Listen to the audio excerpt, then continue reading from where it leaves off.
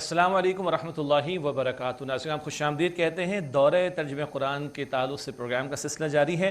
وقفے سے پہلے دورہ ترجمہ قرآن اس ٹائٹل کی تھوڑی وضاحت، اس کا پس منظر اور کیوں ٹی وی پر پیش کیا جانے والا یہ منفرد پروگرام، اس کی تھوڑی تفصیل آپ کے سامنے رکھی گئی۔ اب آپ بات کو آگے بڑھاتے ہیں۔ اللہ کا شکر واجب ہے، یہ سب کچھ بھی ہو گیا اور اللہ کا شکر واجب ہے۔ 30ویں شب ہمارے پاس ہے، ایک رات ایک دن اور ہے۔ نفل کا ثواب فرض کے برابر، فرض کا ثواب 70 فرضوں کے برابر۔ جنت کے دروازے کھلے ہیں، کوئی بند نہیں ہے۔ جہنم کے سارے دروازے بند ہیں، کوئی کھلا نہیں ہے۔ اللہ کی طرف سے مغفرت کے فیصلے ہو رہے ہیں، ہر رات میں رمضان شریف میں ہوتے ہیں، ہر دن میں ہوتے ہیں، تو یہ محنت کرنی ہے۔ اللہ مجھے اور آپ کو ہم سب کو مزید توفیق عطا فرمائے۔ ہاں، اس محنت کے بعد ایک اور رات آئے گی جس کو ہم عید الفطر کی رات کہتے ہیں۔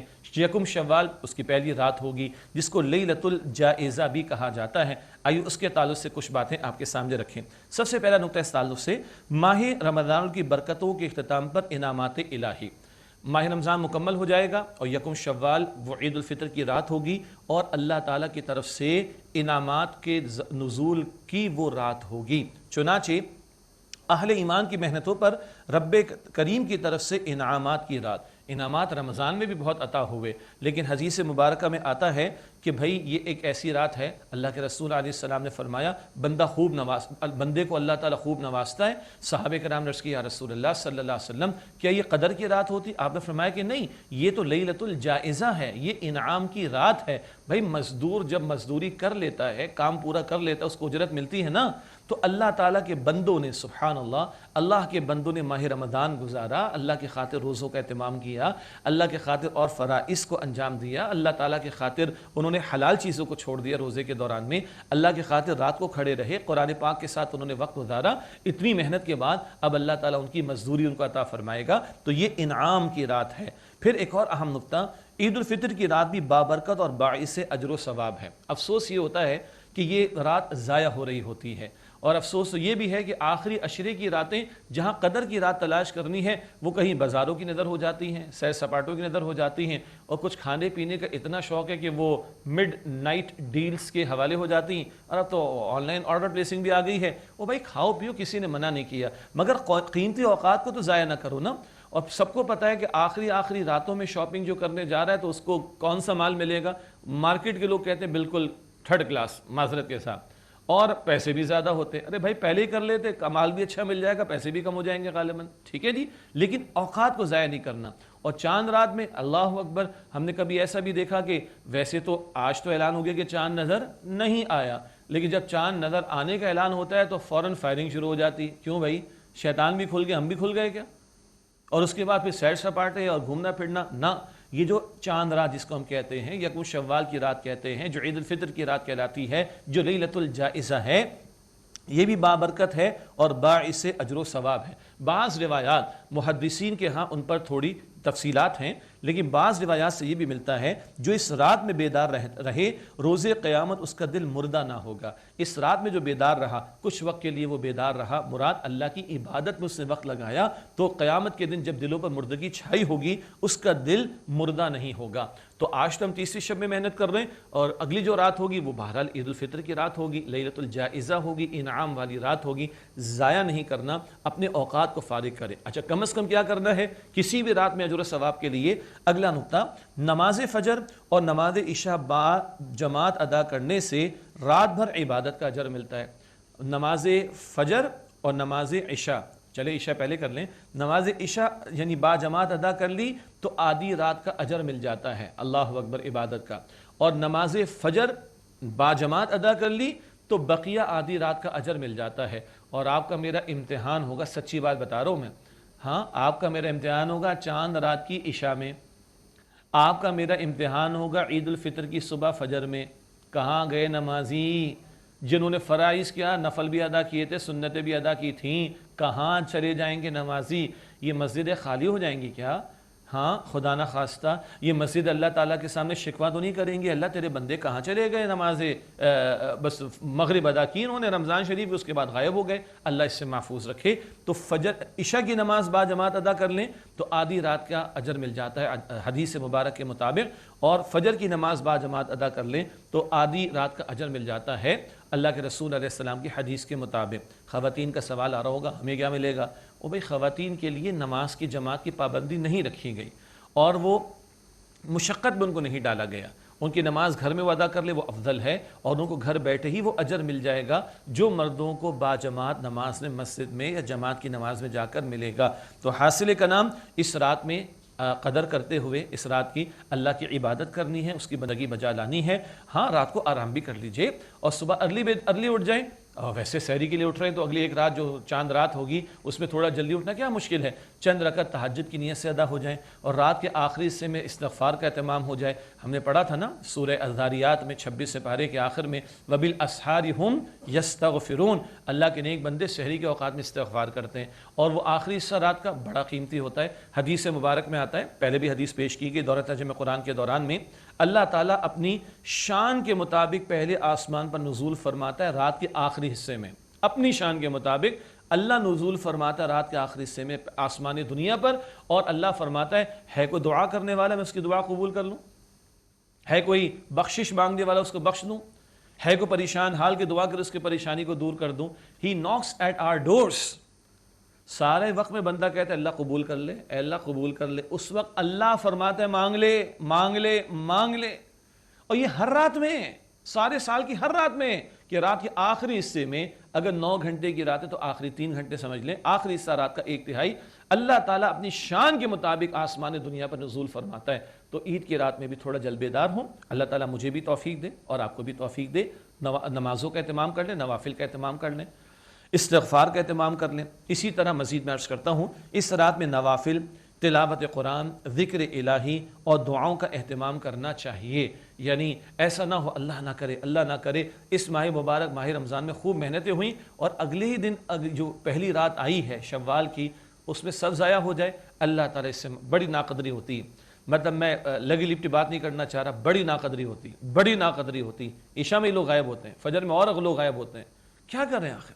ابھی پورا مہینہ برکت والا گزارا، کوئی ثمرات نہیں اس کے، کوئی تربیت نہیں ہوگی ہماری، کوئی زندگی میں چینج نہیں آئے گا، کوئی بہتری نہیں آئے گی. خدا را ناقدری نہ کریں. اللہ تعالیٰ فرماتا ہے نا، ایک آیت کریمہ آپ کو تھوڑی دیر پہلے تلاوت کر کے ہم نے سنائی، سورہ ابراہیم کی آیت نمبر 7 ہے، لئن شکرتم لازیدنکم، اگر شکر کرو گے مزید نعمت دوں گا. آگے کیا الفاظ ہیں سورہ ابراہیم آیت نمبر 7، وَلَئِن كَفَرْتُمْ إِنَّ عَذَابِي لَشَدِيدٌ، اور اگر تم ناشکری کرو گے تو میرا عذاب بھی بڑا شدید ہے. اور ناشکری کیا ہے؟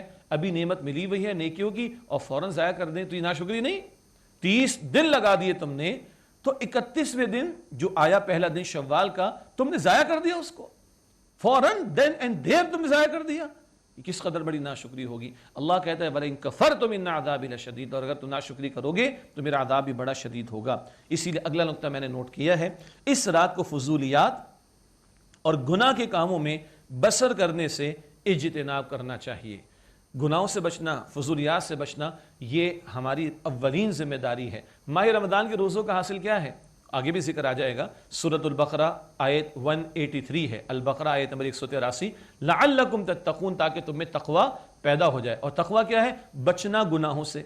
جی، اور ایک اور نقطہ سمجھیں، جب برکت والی کوئی رات ہو، برکت والا کوئی دن ہو، برکت والا کوئی مہینہ ہو، برکت والا کوئی مقام ہو، دوبارہ عرض کرتا ہوں، برکت والی رات ہو، برکت والا دن ہو، برکت والا مہینہ ہو، برکت والا مقام ہو، تو عمل کا اجر بڑھ جاتا ہے نا. ماہ رمضان نفل کا ثواب فرض کے برابر ہو جاتا ہے. تو برکت والی رات، دن، مہینہ، مقام، اجر بڑھ جاتا ہے خیر کے کام کا. اسی طرح علماء فرماتے ہیں ڈرنا چاہیے. گناہ، نافرمانی، برے کام، ان کی شدت بھی بڑھ جاتی ہے برکت والی رات، برکت والے دن، برکت والے مہینے یا برکت والے مقام پر. جیسے نیکی کا اجر بڑھ جاتا ہے، گناہ کی شدت یعنی اس کا گناہ کا شدید ہونا اور اس پر سزا کا ہونا، اس پر عذاب کا ملنا، یہ اور بڑھ جاتا ہے. تو بھائی قیمتی راتوں کو قیمتی بنانا ہے، ضائع نہیں کرنا. ہاں سچی بات عرض کروں، ایک بندہ سو جائے اس رات میں، نماز تو فرض ہے، نماز تو فرض ہے وہ ادا کرنی، اور 5 نمازیں فرض ہیں. یہ نہیں کہ وہ اچھا عشاء میں اور فجر میں کیونکہ اجر ملے گا تو عشاء فجر پڑھ لو، عید کے دن نمازوں کی چھٹی. کوئی چھٹی نہیں ہے، نماز فرض تو ادا کرنی ہے بھائی، نو ڈاؤٹ اباؤٹ دیٹ، کوئی کمپرومائز نہیں، کوئی اس میں ریبیٹ، کوئی ڈسکاؤنٹ نہیں اس کے اندر. لیکن عرض کرنے کا مطلب ہے نماز اس نے ادا کر لی. ایک بندہ سو گیا ہے، وہ نسبتاً زیادہ بہتر ہے اس کے مقابلے میں جو فضولیات میں پڑا ہوا ہے. یہ کم سے کم گناہ سے تو بچ گیا نا. جی، اور ایک اور پتے کی بات سمجھ لیں، نیکی فرائض کے علاوہ بات کر رہا ہوں، نیکی کوئی بندہ نہ کر پائے اس پر اللہ کا غضب نہیں بھڑکتا، گناہ کرے بندہ اس پر اللہ کا غضب بھڑکتا ہے. آئی ریپیٹ اگین، نیکی ایک بندہ نہ کر پائے تو اس پر اللہ کا غضب نہیں بھڑکتا، گناہ کے کرنے پر اللہ کا عذاب بھڑکتا ہے. پچھلی قوموں کے واقعات بار بار ہم نے پڑھے نا، کس پر عذاب آیا؟ وہ ہم جنس پرستی کی گندگی لوط علیہ السلام کی قوم، ناپ تول کی کمی کا معاملہ شعیب علیہ السلام کی قوم، اور جبر کر کے غلام بنا رکھا تھا بنی اسرائیل کو آل فرعون نے، یہ ظلم کیا تھا انہوں نے. ان گناہوں کے ارتکاب پر قومیں مٹائی گئی ہیں. تو بھائی وہ بندہ جو سو گیا نا وہ بہرحال بہتر ہو جائے گا اس سے جو باہر گھوم رہا ہے یا گھر بیٹھے فضولیات میں. اب تو باہر بھی نہیں جاتے نا، دنیا ہاتھ میں آ گئی اور فضولیات میں لگے ہوئے. وہ فضولیات میں لگنے والے سے بہتر ہے کہ بھائی بندہ سو جائے، کم سے کم گناہ سے تو بچ جائے گا. اور ایک اور بات سے بات نکلتی ہے، یہ بات اچھی طرح نوٹ کر لیں، ہمارے ہاں نیکی کے کاموں کے کرنے پر تو توجہ ہے. تلاوت کر لو بھائی، تسبیحات پڑھ لو، صدقہ دے دو، درود شریف کا اہتمام کرو، بالکل صحیح بات ہے، ان کا لازماً اہتمام ہونا چاہیے. ادھر تو رجحان بڑھتا ہے، گناہ چھوڑنے کی طرف رجحان نہیں ہوتا. تلاوت بھی چل رہی ہے، تسبیحات بھی چل رہی ہیں، صدقہ خیرات بھی چل رہا ہے، غیبت بھی چل رہی ہے، گالیاں بھی چل رہی ہیں، فلمیں بھی چل رہی ہیں، ڈرامے بھی چل رہے ہیں. ماہ رمضان میں بھی نہیں چھوڑا، استغفر اللہ، انا للہ و انا الیہ راجعون. تو یہ کیا چل رہا ہے؟ اور گالیاں بھی چل رہی ہیں، بے حیائی بھی چل رہی ہے، بے پردگی بھی چل رہی ہے، فلمیں ڈرامے ناچ گانے بھی چل رہے ہیں، دوسروں کی حق تلفی بھی چل رہی ہے. یہ کیا ہے؟ تو ہمارے نیکی کے کرنے کی طرف تو توجہ رہتی ہے، گناہوں سے بچنے کی طرف توجہ نہیں رہتی. اور میں عرض کر چکا ہوں اللہ کا عذاب بھڑکتا کس چیز پر ہے؟ گناہوں کی وجہ سے. اور سنیں، بندہ گناہوں سے بچنے والا ہو جائے تو اللہ کے نبی مکرم صلی اللہ علیہ وسلم نے ارشاد فرمایا، تم اللہ تعالیٰ کی حرام کردہ باتوں سے بچ جاؤ، تم سب سے بڑے عبادت گزار ہو جاؤ گے. تم اللہ تعالیٰ کی حرام کردہ باتوں سے بچ جاؤ، تم سب سے بڑے عبادت گزار ہو جاؤ گے. اور اسی طرح اللہ کے نبی علیہ السلام نے فرمایا، یہ بہت کم حدیث مبارک آپ نے سنی ہوگی، جو اللہ کی حرام کردہ باتوں سے بچتا ہے، جو گناہوں سے بچتا ہے، اس کا اللہ تعالیٰ کے یہاں وہی مقام ہے جو اس شخص کا مقام ہے جو روزانہ رات کو نوافل ادا کرتا ہو اور ہمیشہ دن میں روزے رکھتا ہو. سبحان اللہ. جو اللہ کی منع کردہ حرام کردہ باتوں سے بچتا ہے اس کا وہی مقام ہے جو اس شخص کا مقام ہے جو روزانہ رات کو نوافل ادا کرتا ہو اور ہمیشہ دن میں مراد نفل روزے رکھتا ہو. اسی طرح کا مقام اس کا ہے جو گناہوں سے بچنے والا ہو. تو بہرحال اس رات کو فضولیات اور گناہ کے کاموں میں بسر کرنے سے اجتناب کرنا چاہیے. یہ تو ہوا لیلۃ الجائزہ، عید الفطر کی رات، شوال کے مہینے کی پہلی رات، عید کے دن سے پہلے والی رات. اس کی برکتوں کا معاملہ، وہ انعامات کی رات بھی ہے اور باعث اجر و ثواب معاملہ ہے اس کا، اور اس رات میں عبادت کا اجر و ثواب بھی ہے. اور اس میں اگر فجر کی نماز، عشاء کی نماز باجماعت ادا کر لیں تو اجر و ثواب پھر بھی ویسے مل جاتا ہے. مزید نیکیاں کرنی ہے، خیر کے کام کرنے اور فضولیات اور گناہوں سے اپنے آپ کو بچانے کی کوشش کرنی. حضرات نے بھی یہ کام کرنا ہے، خواتین نے بھی یہ کام کرنا ہے، اور کوشش کریں اپنے بچوں کو بھی اس کی تعلیم دیں. بچے بہرحال بچے ہوتے ہیں مگر تربیت شروع دن سے اگر ہم دیں گے تو انشاءاللہ ان امور میں سارا گھرانہ جب آن بورڈ ہوگا تو سب کے لیے آسانی کا معاملہ ہوگا. اللہ تعالیٰ مجھے بھی اور آپ کو بھی اس کی توفیق عطا فرمائے. اچھا جناب، لیلۃ الجائزہ ہو گئی، اس کے بعد اگلا دن آئے گا، اور وہ کون سا دن ہے؟ عید کا دن ہے. اور ہم نے بڑا لوگوں کو متحرک دیکھا عید کی تیاری میں. ایسے لوگوں کو بھی ہم نے دیکھا جو روزوں کا اہتمام نہیں کرتے، عید کی تیاری رمضان شریف سے شروع سے کر رہے ہیں. اللہ اکبر کبیرہ. بھائی یہ عید اس کے لیے ہے جس نے اس ماہ رمضان میں اللہ کی فرما برداری کا اہتمام کیا ہو، لیکن بھارت عید ہمیں عطا کی گئی. تو اب آئیے عید الفطر اور اسی کے ذیل میں عید کا مفہوم کیا ہے، اور دو تہوار جو ہمیں عطا ہوئے، عید الفطر ہے، عید الاضحیٰ ہے، اس کی اہمیت، اس کا تھوڑا پس منظر اور اس کی فلسفی کیا ہے، اس کے مقاصد کیا ہیں. اب آئیے اس پر ہم کلام کرنے کی کوشش کریں. عید کا لفظ، اس کا مفہوم ہے پلٹ کر بار بار آنے والا خوشی کا دن. پلٹ کر بار بار آنے والا خوشی کا دن. ہر قوم میں تہوار ہوا کرتے ہیں، اور موسیٰ علیہ السلام کی موسیٰ علیہ السلام کے افراد جو تھے بنی اسرائیل کے لوگ، انہوں نے بھی کہا، وہ خوان ہے نا سورۃ المائدہ، خوان، خا واو الف نون، کچھ اور نہ سمجھیے گا، ٹھیک ہے؟ مجھے اندازہ ہو رہا ہے کچھ لوگ کچھ سمجھ رہے ہیں. یہ خوان ہے، خا واو الف نون، یہ المائدہ کا ترجمہ کہ اللہ یہ دسترخوان یہ ہمیں مل جائے موسیٰ تو ہمارے لیے عید کا دن ہوگا. تو عید کا تصور ہر قوم میں کسی نہ کسی انداز سے رہا ہے. دین اسلام نے عید الفطر اور عید الاضحیٰ دو عید ہمیں عطا فرمائی ہیں، دو تہوار ہمیں عطا فرمائے ہیں۔ کیوں؟ ہمارا دین دین فطرت ہے، چنانچہ فطرت انسانی میں خوشی منانے کی خواہش تو موجود ہے۔ انسان چاہتا ہے کہ کوئی موقع اس کو ملے، وہ اس کو سیلیبریٹ کرے، وہ دوسروں کو شیئر کرنا چاہتا ہے، اپنی خوشی میں دوسروں کو شریک کرنا چاہتا ہے۔ یہ فطری جذبہ ہمارے اندر ہے، اور یاد رکھیے گا دین اسلام دین فطرت ہے، اسلام دین فطرت ہے، وہ فطری انسانی جذبات کا اس میں لحاظ رکھا گیا ہے۔ ہمارا دین اسلام جو ہے وہ خالق کا عطا کرنا ہے نا، اور ہم نے سورہ ملک کے مطالعے میں پڑھا تھا الا یعلم من خلق، کیا وہی نہ جانے گا اللہ جس نے پیدا فرمایا؟ تو اللہ تعالیٰ نے ہمیں پیدا فرمایا، وہ جانتا ہے کہ ہماری حاجات کیا ہیں، ہماری ضروریات کیا ہیں، اسی نے ہمیں پیدا کیا، اسے معلوم ہے کہ ہمارے فطری تقاضے کیا ہیں۔ چنانچہ انسانی فطرت میں یہ بلٹ ان ہے، بات ودیعت شدہ ہے یا موجود ہے، یا اس کا تقاضا ہے کہ بندہ خوشی منانا چاہتا ہے۔ چنانچہ اللہ سبحانہ و تعالیٰ نے ہمیں عید الفطر بھی عطا فرمائی اور عید الاضحیٰ بھی عطا فرمائی۔ اور ہر قوم کو آپ اٹھا لیجئے، ان کے کوئی نہ کوئی تہوار ہوا کرتے ہیں، لیکن یاد رکھیے گا اللہ سبحانہ و تعالیٰ نے جو تہوار ہمیں عطا فرمائے وہ بڑے عظیم الشان ہیں۔ اب آئیے عید الفطر پر بات کر لیں۔ عید الفطر کے دن کو یوم الانعام بھی کہا گیا، اور اس کی جو رات ہے، جو شوال کی پہلی رات، اس کو یوم لیلۃ الجائزہ۔ تو لیلۃ الجائزہ انعام کی رات ہے، اور یوم الانعام ہے عید الفطر کا دن۔ کیسے بھلا؟ حدیث مبارک میں آتا ہے اللہ تعالیٰ کی شان کریمی کا بیان۔ ہم تو جا رہے ہوتے ہیں نا عیدگاہ کی طرف یا مساجد میں جہاں عید کی نماز کا اہتمام ہو رہا ہوتا ہے، ہم جا رہے ہوتے ہیں، فرشتے راستوں میں موجود ہوتے ہیں، اور فرشتوں کو اہل ایمان کی مغفرت پر اللہ سبحانہ وتعالیٰ گواہ بناتا ہے۔ اللہ اکبر! اور اس کا انداز کیا ہے؟ حدیث مبارک میں ذکر آیا اللہ سبحانہ وتعالیٰ فرشتوں کو گواہ بناتا ہے، میں تمہارے سامنے تمہیں گواہ بناتا ہوں، میری عزت کی قسم، میرے جلال کی قسم، میری شان بلند کی قسم، اے میرے فرشتوں گواہ رہنا، میں نے ان بندوں کو بخش دیا ہے، جاؤ اپنے گھروں کو لوٹ کر جاؤ، خوشی خوشی واپس جاؤ نماز ادا کرنے کے بعد۔ اللہ اکبر کبیرہ! تو بھائی یہ رات بھی بڑی قیمتی ہے، انعام والی رات، یہ دن بھی بڑا قیمتی ہے، انعام والا دن، جو عید الفطر کا دن مجھے اور آپ کو، ہم سب کو عطا کیا گیا۔ اب ایک اور انداز اس کو سمجھیے، دو عیدیں سالانہ ہمیں عطا ہوئیں، عید الفطر اور عید الاضحیٰ، یہ با مقصد تہوار ہیں اور با وقار تہوار ہیں۔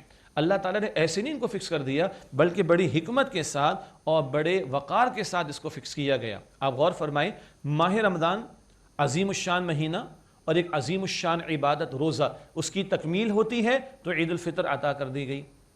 اور دوسری طرف دیکھیے حج کا موقع ہے، ذی الحجہ کا مہینہ، حج جیسی عظیم عبادت مکمل ہو رہی ہوتی ہے، 9 تاریخ کو عرفہ کا دن اور 10 تاریخ کو وہ بڑے مناسک جو ہے وہ ادا کرتے ہیں حجاج، اور اس کے ساتھ عید الاضحیٰ ہمیں عطا کر دی گئی۔ تو دو عظیم عبادات، روزہ اور حج، ان کے اختتام پر ہمیں عید عطا کی جا رہی ہے، عید الفطر اور عید الاضحیٰ۔ اور حضور نے فرمایا بڑی شان کے ساتھ اس بات کو صلی اللہ علیہ وآلہ وسلم، لِكُلِّ قَوْمٍ عید وَهَذَا عیدنا، ہر قوم کی عید ہوتی ہے لیکن یہ ہماری عید ہے۔ اور اس عید کو دیکھیے آپ، سبحان اللہ، صدقہ فطر کی تلقین ہے نا، مسائل تو علماء نے بیان فرما دیے، اور کیو ٹی وی پہ سحری کی نشریات اور افطار کے موقع کی نشریات، صبح و شام کی نشریات میں سوالات بھی آپ کے آگئے، مفتیان کرام نے جواب بھی دے دیے، صرف یاد دہانی، اور بھائی صدقہ فطر پہلے ادا کر لیں۔ یہ جو بھاگتے بھاگتے عید کی نماز کے موقع پر ادا کرتے کوئی اچھی بات نہیں ہے۔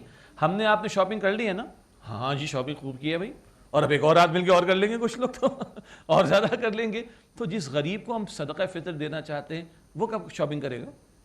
وہ کب خریداری کرے گا؟ نماز کے time per? How is it possible? ٹھیک ہو گیا۔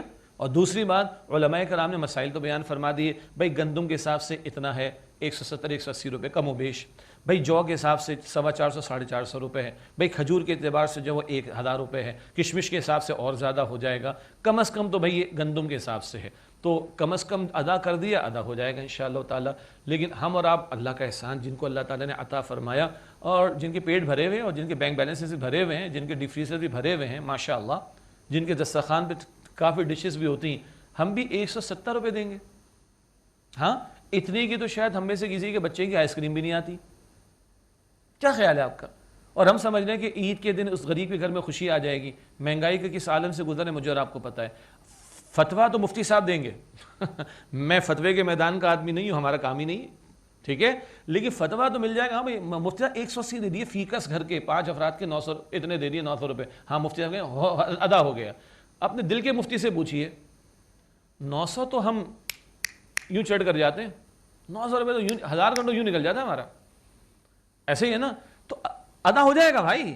لیکن اگر مجھے اور آپ کو اللہ نے وسعت دی ہے تو اچھا ادا کرے صدقہ فطر. اور سنیں اللہ کے نبی صلی اللہ علیہ وسلم نے فرمایا صدقہ فطر کے 2 فائدے ہیں. یہ حدیث ابن سنن ابی داؤد میں آپ نے فرمایا کہ جو روزے کی کوتاہی ہیں وہ معاف ہو جاتی ہیں, اور 2 غریب کے لیے بھی عید کی خوشی کا سامان ہو جاتا ہے. اچھا ہمارے روزے کیسے ہیں, مجھے میرا اور آپ کا پتہ ہے کتنی کوتاہی ہیں, ہم سب کو پتہ ہے نا. تو ہم نہیں چاہتے ہماری کوتاہیاں معاف ہو جائیں, تو بہتر ادا کریں, کم از کم ادا کریں گے, ادا ہو جائے گا, وہ فتویٰ تو مل جائے گا آپ کو. لیکن اگر اللہ نے وسعت دی تو زیادہ دیجئے, کوتاہیاں معاف ہوں گی 1, اور 2 غریب کو بھی عید کی خوشی میں شامل ہونے کا موقع مل جائے گا. اور غور کریں کتنا پیارا دین ہے, مخلوق خدا کا بھی لحاظ رکھا جا رہا ہے. صدقہ فطر عید الفطر کی نماز سے پہلے ہے, تاکہ تم مخلوق خدا کو بھی اس عید کی خوشی میں شامل کر لو. اور پھر کیا ہے, نماز عید الفطر کی 2 رکعت ادا کرنا. ہاں دن کا آغاز اللہ کی تکبیرات سے, وہ آگے ذکر بھی ابھی آ جائے گا. اللہ اکبر لا الہ الا اللہ واللہ اکبر وللہ الحمد. ان تکبیرات سے ہمارے دن کا آغاز ہوتا ہے. اللہ سب سے بڑا ہے, اللہ سب سے بڑا ہے. ہاں ہماری خوشی بھی اللہ کے حکم کے تابع. ایک دوسرے ممالک کے لوگوں کی یا دوسرے مذاہب کے لوگوں کی یا دوسرے علاقوں تہذیبوں کے لوگوں کی خوشیاں ہوتی ہیں, شرابیں پیتے ہیں, ایکسیڈنٹ ہوتے ہیں, ہلڑ بازی کرتے ہیں, مار پیٹ ہو جاتی ہے, ہو جاتا ہے نا, جوا کھیلتے ہیں, آپے سے باہر ہو جاتے ہیں, اور ایکسیڈنٹس ہو جاتے ہیں, نہ جانے کیا کچھ ہو جاتا ہے, اور مخلوق کو بھی تکلیف ہوتی ہے, اپنی جان کا بھی نقصان کر رہے ہوتے ہیں. اور ادھر کیا ہے, مخلوق کو فائدہ پہنچاؤ, پہلے صدقہ فطر ادا کر دو. ہاں, اور رب کا بھی حق ادا کرو, اس کی تکبیر بلند کرو, رب کے سامنے جھک کر 2 رکعت ادا کر کے اپنے دن کا آغاز کرو, اپنی خوشی کا آغاز کرو. مسلمان کی خوشی بھی رب کے حکم کے تابع ہوتی ہے, اور مسلمان کی عید بھی رب کے حکم کے تابع ہوگی. اور مسلمان جو خوشی منائے گا وہ باوقار انداز سے منائے گا. اور کتنا پیارا دین یہ بتا رہا ہے کہ اس عید میں حقوق اللہ اور حقوق العباد دونوں کو ادا کرنے کا حکم ہے. نماز عید ہے, اللہ کا حق ہے, اور صدقہ فطر ادا کرنا حکم اللہ کی طرف سے ہے, رسول اللہ علیہ السلام کے ذریعے سے. البتہ وہ غریب کو سپورٹ کر رہا ہے, غریب کی مدد ہو رہی ہے, تو حقوق اللہ بھی ادا ہوتے ہیں, حقوق العباد بھی ادا ہوتے ہیں. اور بقرعید کے موقع پر کیا ہوتا ہے, سبحان اللہ, نماز عید الاضحیٰ جلدی ہوتی ہے, آپ کے علم ہے نا. عید الفطر کی تھوڑی تاخیر سے ہوتی ہے, بھائی صدقہ فطر ادا ہو جائے. عید الاضحیٰ کی نماز جلدی ہوتی تاکہ قربانی جلدی پیش کرو, اور قربانی کے گوشت میں غریب کو بھی شریک کرو. سبحان اللہ, معاف کیجئے گا, تو عید الفطر کی نماز تھوڑا تاخیر سے تاکہ صدقہ فطر ادا ہو, غریب کا بھلا ہو.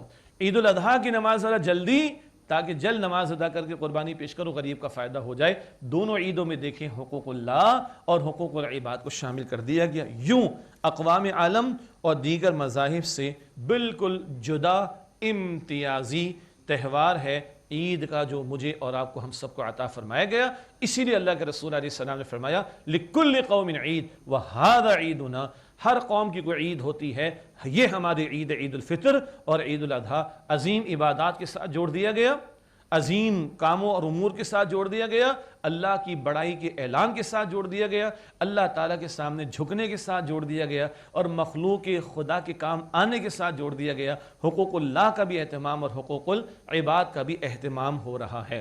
یہ ہے عید الفطر کے تعلق سے اس کا تھوڑا سا فلسفہ, اس کا تھوڑا سا پس منظر, کہ فطرت انسانی میں شوق ہے, ایک ارج ہے, ایک چاہت ہے خوشی منانے کی. ہمارا دین رہبانیت نہیں سکھاتا, ہمارا دین ہمارے فطری جذبات کو چینلائز کرتا ہے, صحیح رخ پر ڈھال دیتا ہے. ہاں خوشی مناؤ, ذرا ادب کے ساتھ, ذرا باوقار انداز سے, پھٹ نہ پڑو کہ اپنا نقصان کر ڈالو, مخلوق خدا کا نقصان کر ڈالو, یہ نہیں ہونا چاہیے. تو ہمارے فطری جذبات کا اس دین نے خیال رکھا, اور ہمیں 2 تہوار اللہ تعالیٰ نے عظیم الشان عطا فرما دیے, اور ان دونوں تہواروں میں اللہ تعالیٰ کی تکبیرات بھی, یہ تکبیرات بھی پڑھ لیں, ذرا یاد کر لیں, اور ذرا ان کے الفاظ پہ اللہ اکبر, اللہ سب سے بڑا ہے, اللہ سب سے بڑا ہے, لا الہ الا اللہ, اس کے سوا کوئی معبود نہیں, واللہ اکبر, اور اللہ سب سے بڑا ہے, اللہ اکبر, اللہ سب سے بڑا ہے, وللہ الحمد, تمام تعریف اللہ کے لیے, بڑائی صرف اللہ تعالیٰ کے لیے.